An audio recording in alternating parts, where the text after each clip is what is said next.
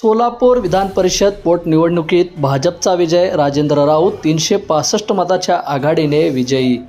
सोलापूर विधान परिषद पोटनिवडणुकीत भारतीय जनता पक्षाचे उमेदवार राजेंद्र राऊत यांनी दणदणीत विजय संपादन केला आहे. राऊत यांना एकूण 483 मते मिळाली, तर राष्ट्रवादी काँग्रेस शरदचंद्र पवार पक्षाचे उमेदवार वसंतराव देशमुख यांना 118 मते मिळाली. मतमोजणीनंतर राजेंद्र राऊत यांनी प्रतिस्पर्धी उमेदवारावर 365 मताची निर्णायक आघाडी घेत विजय मिळवला. या निवडणुकीत 13 मते अवैध ठरली. विजयानंतर राजेंद्र राऊत यांनी माध्यमाशी संवाद साधला. निश्चितपणानं या ठिकाणी आदरणीय नरेंद्र मोदी साहेब यांच्या आशीर्वादानं, आदरणीय यांच्या सर्वांचंच लाडकं नेतृत्व आदरणीय देवेंद्र फडणवीस साहेब यांच्या मार्गदर्शनाखाली महायुतीच्या माध्यमातून देवेंद्र फडणवीस साहेब, शिंदे साहेब, सुनेत्राताई पवार यांच्या मार्गदर्शनाखाली आणि खास करून आमचे सर्वांचे सहकारी मित्र ज्यांनी या जिल्ह्यामध्ये फार असं कष्ट घेतलं असे आमचे सर्वांचेच एक बंधू जयभाऊ गोरे यांच्या सहकार्यातून आणि संपूर्ण या ठिकाणी या जिल्ह्यातील नेते मंडळी, आमदार, माजी आमदार, त्या आघाड्यांचे नेते, सर्व नगरसेवक बंधू भगिनी, जिल्हा परिषदचे सर्व बंधू भगिनी, सभापती बंधू भगिनी, महापालिकेचे सर्व नगरसेवक बंधू भगिनी आणि सर्वच मतदार बंधू भगिनी आणि संपूर्ण या जिल्ह्यातील जनतेची एक भावना होती की माझ्यासारखा एक कार्यकर्ता या ठिकाणी आमदार म्हणून विधान परिषदेमध्ये जावा. कारण विधानसभेला प्रचंड काम केलं असताना सुद्धा काही दुर्घटना त्या ठिकाणी घडली होती आणि त्यानंतर बाजार समिती, नगरपालिका, जिल्हा परिषद, पंचायत समिती या सर्व सत्ता आल्या आणि सर्वांची भावना होती की काम करणारा कार्यकर्ता विधान परिषदेमध्ये असावा, विधान भवनामध्ये असावी भावना होती आणि सगळ्यांच्या आशीर्वादानं ती आज पूर्ण होताना दिसते. 483 मतं मिळत आहेत. खरं तर विधानसभेला जी कसर आहे ती सगळी भरून निघाली, सगळी भरून काढली. बाजार समितीला सुद्धा 18 पैकी 18, नगरपालिकेला 46 मताचं मताधिक्य, पंचायत समिती, जिल्हा परिषदला सुद्धा 6 पैकी 6, 12 पैकी 12, 57,000चं मताधिक्य त्या ठिकाणी माझ्या मतदारसंघामध्ये सुद्धा मिळालेलं आहे. आणि आज जिल्ह्यामधून सुद्धा एवढं मोठं मताधिक्य मला देऊन या ठिकाणी माझ्यावरती जो विश्वास सर्व मतदार बंधू भगिनींनी टाकलेला आहे. संपूर्ण जिल्ह्याची भावना होती की राजाभाऊ राऊत सारखा कार्यकर्ता आमदार व्हावा. नक्कीच सगळ्यांच्या आशीर्वाद झालेला आणि मोहिते पाटील असं म्हणाले होते की अदृश्य शक्ती आमच्या पाठीशी आहे आणि 16पेक्षा अधिक मतांनी आमचा विजय होणार आहे. अधिक मतांनी काय आता आपण सर्वांनी पाहिलं, आम्ही सुरुवातीपासूनच आदरणीय आमचे मित्र जयाभाऊ असतील, मी असेल, आमचे रामभाऊ, सगळेजण आम्ही सांगत होतो की तसा काही विषय नाही. कारण सगळ्यांबरोबरचे चांगले संबंध, सगळ्यांबरोबर आम्ही चांगल्या पद्धतीने वागत होतो.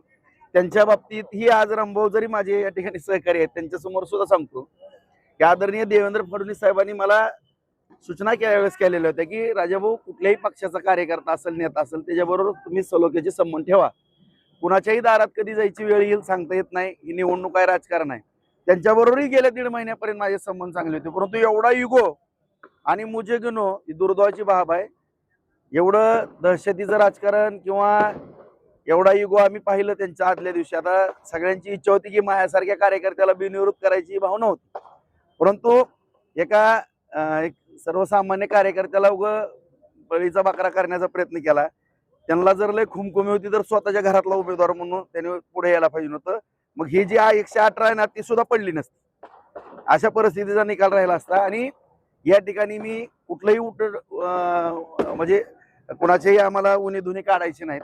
या ठिकाणी जर आमचे काढायला लागले तर मग आम्ही आमच्या पद्धतीने खंबीर आहोत. दुसरा मुद्दा एवढाच आहे की या ठिकाणी आदरणीय फडणवीस साहेबांच्या, शिंदे साहेबांच्या, सुनेत्राताईंच्या मार्गदर्शनाखाली जयाभाऊंच्या सहकार्याने या संपूर्ण जिल्ह्याचा अत्यंत चांगल्या पद्धतीने विकास करण्याच्या दृष्टिकोनातून आम्ही काम या ठिकाणी प्रामाणिकपणे.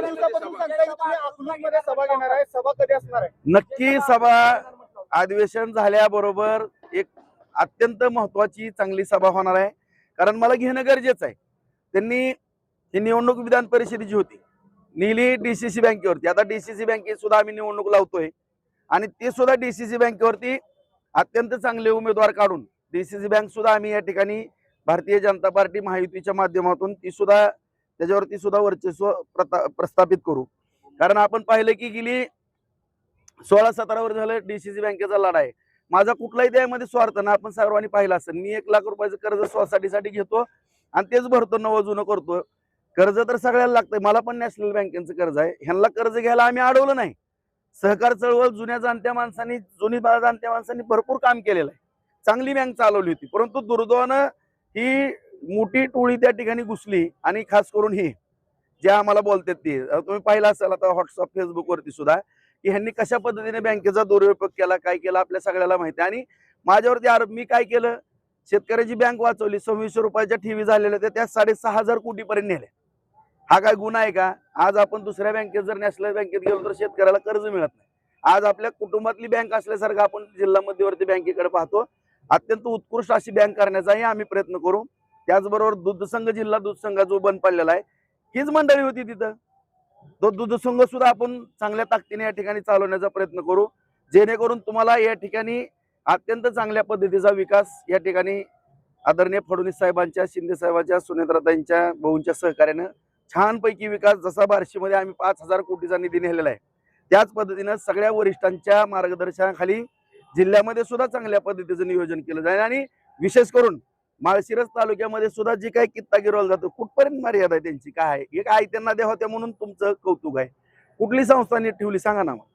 प्रत्येक विकून खाल्ल्या संस्था सगळ्या. आणि हे सगळं आता तुम्ही म्हणता की मी काय राजकीय रागापोटी, अजिबात नाही. परंतु माझे व्हिडिओ व्हायरल करणे किंवा माझ्याबरोबर खोटे आरोप करणे, मला या ठिकाणी एवढंच सांगायचं, माझ्या जिल्ह्यातील तमाम जनतेला हात जोडून नम्रतेची विनंती आहे. मला कुठला डाग असलेला दाखवा तुम्ही. कुठल्या बँकेमध्ये 10 पैशाचं लपड आहे माझं, कुणाचा 1 रुपया बुडवला, कुठल्या बँकेमध्ये माझं NP आहे, कधी आयुष्यात 1 टाइम सेटलमेंट केली. माझा पण दूध संघ आहे, बाजार समिती आहे, 1 नंबरच्या संस्था आम्ही चालवतो. आज कृषी उत्पन्न बाजार समिती आहे, 21 कोटीची ठेव त्या ठिकाणी, एवढी विकास कामं करून आज 50,000 एकर जमीन आम्ही बार्शीमध्ये वलिताखाली आणली, MIDC केली, कारखाने उभा केले, सगळे रस्ते जोडणारे सगळे केले, एवढं दळणवळणाची साधनं केली, जवळपास 37 साठवण तलाव केले. आज आणि भविष्यात आणि 50,000 एकर जमीन आम्ही वलिताखाली आणणार आहोत. 3 MIDC त्या ठिकाणी बार्शीमध्ये करतोय. असा चौतर्फा विकास आम्ही तालुक्यामध्ये करतोय. तीच पद्धत आम्ही बंधुप्रेम न्यूज चॅनलला लाईक, सबस्क्राईब व बेल आयकॉन दाबायला विसरू नका. धन्यवाद.